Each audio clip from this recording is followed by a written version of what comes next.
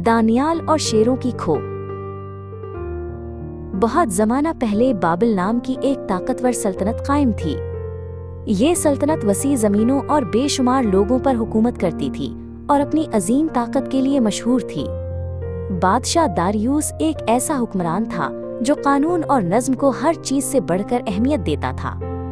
इसके महल में बहुत से दरबारी और अफसर जमा होते थे जो सल्तनत के इंतजाम में मदद देते थे। इन तमाम अफसरों में दानियाल खास तौर पर बादशाह का मोतमिद था। वो दाना और ईमानदार था और हर मामला इंसाफ के साथ निपटाता था। बादशाह दानियाल की वफादारी को बहुत कद्र की निगाह से देखता था और उसे अहम जिम्मेदारियां सौंपता था। लोग उसकी जिंदगी में अटल ईमान और सच्चाई को महसूस कर सकते थे।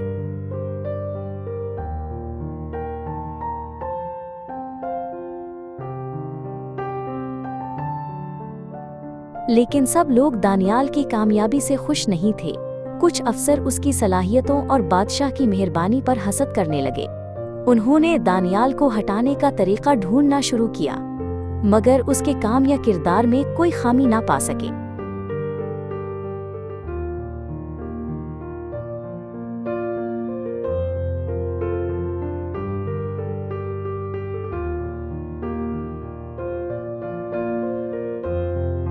आखिरकार उन्होंने दानियाल के ईमान को निशाना बनाने का फैसला किया। वो जानते थे कि दानियाल हर रोज बगैर नागाए खुदा से दुआ करता है। बादशाह की इज्जत के नाम पर उन्होंने एक चालाक मंसूबा बनाया। ये मंसूबा खामोशी से नाफिज किया गया, मगर इसमें एक निहायत खतरनाक जाल छुपा था।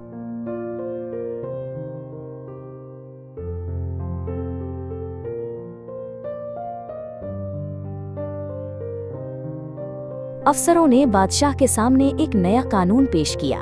30 दिन तक बादशाह के सिवा किसी और माबूद या इंसान से दुआ करने पर पाबंदी थी। उनकी असल नीयत जाने बगैर बादशाह ने इस फरमान पर दस्तखत कर दिया। एक बार ऐलान होने के बाद बादशाह का कानून वापस नहीं लिया जा सकता था।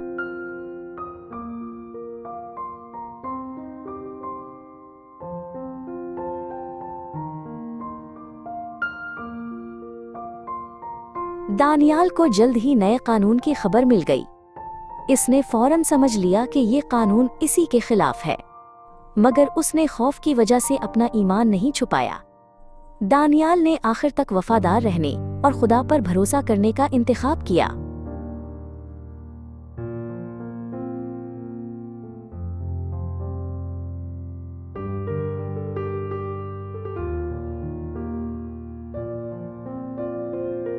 दानियाल हमेशा की तरह अपने कमरे में गया। यरूशलेम की तरफ खुलने वाली खिड़की के पास उसने खामोशी से घुटने टेके।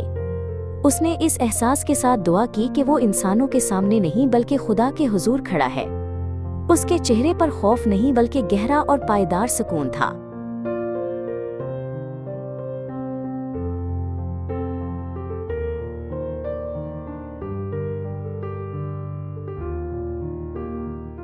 दानियाल को दुआ करते देखकर अफसर फौरन बादशाह के पास दौड़ गए।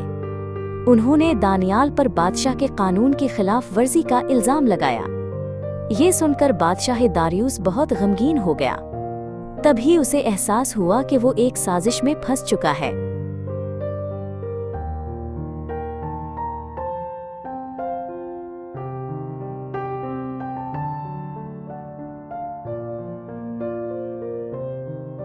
बादशाह सारा दिन दानियाल को बचाने का रास्ता तलाश करता रहा, लेकिन कानून पहले ही नाफिज हो चुका था। वक्त के साथ साथ बादशाह का चेहरा और ज्यादा उदास होता गया। आखिरकार उसे एक दर्दनाक फैसला करना पड़ा।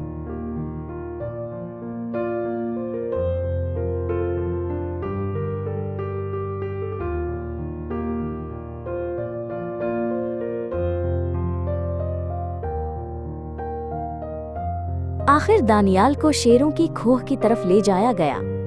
गम और फिक्र से भरे लहजे में बादशाह ने उससे कहा, जिस खुदा की तो हमेशा इबादत करता है वही तुझे बचाए। खोह का मुंह एक बड़े पत्थर से मजबूती से बंद कर दिया गया।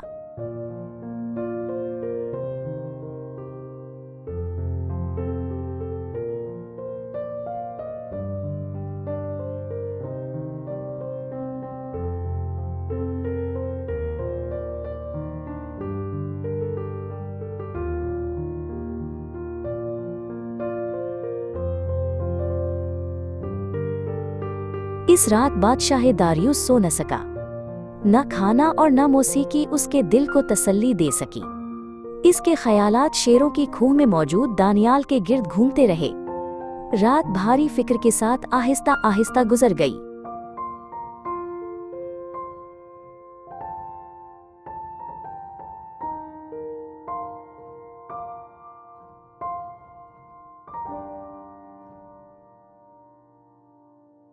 शेरों की खूह में खुदा दानियाल के साथ था। खुदा ने एक फरिश्ता भेजा जिसने शेरों के मुंह बंद कर दिए। शेरों ने दानियाल को कोई नुकसान न पहुंचाया और खामोश रहे।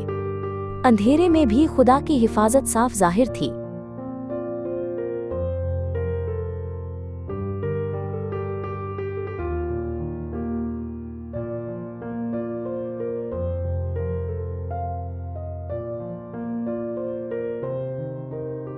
सहर होते ही बादशाह जल्दी से शेरों की खूह की तरफ दौड़ा।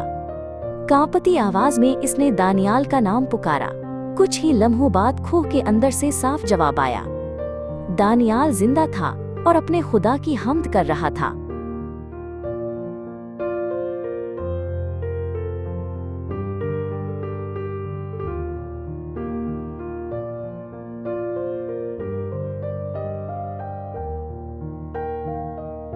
दानियाल को बेहिफाजत शेरों की खूह से बाहर निकाला गया।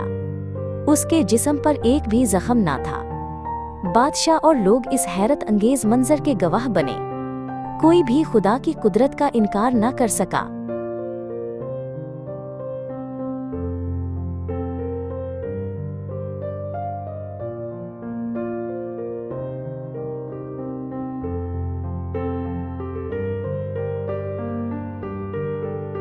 जिन अफसरों ने दानियाल पर झूठा इल्जाम लगाया था, उन्हें बादशाह के सामने लाया गया है।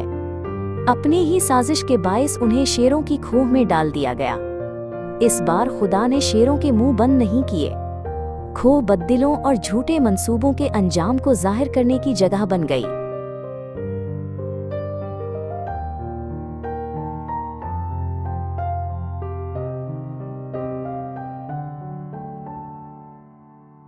बादशाह दारियुस ने पूरी सल्तनत में एक नया फरमान जारी किया। उसने हुक्म दिया कि लोग दानियाल के खुदा से डरें और उसकी ताज़ीम करें। उसने ऐलान कर कि ये खुदा जिंदा है और हमेशा हुक्मरानी करता है।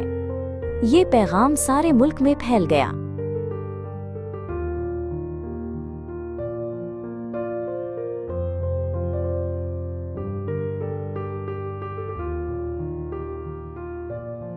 उसके बाद भी दानियाल दानाई और वफादारी के साथ सल्तनत की खिदमत करता रहा। वो इंसानों की पसंद से बढ़कर खुदा पर भरोसा करता था। उसकी जिंदगी खुद ईमान की गवाही बन गई। दानियाल के जरिए बहुत से लोगों ने सच्चे ईमान की मिसाल देखी।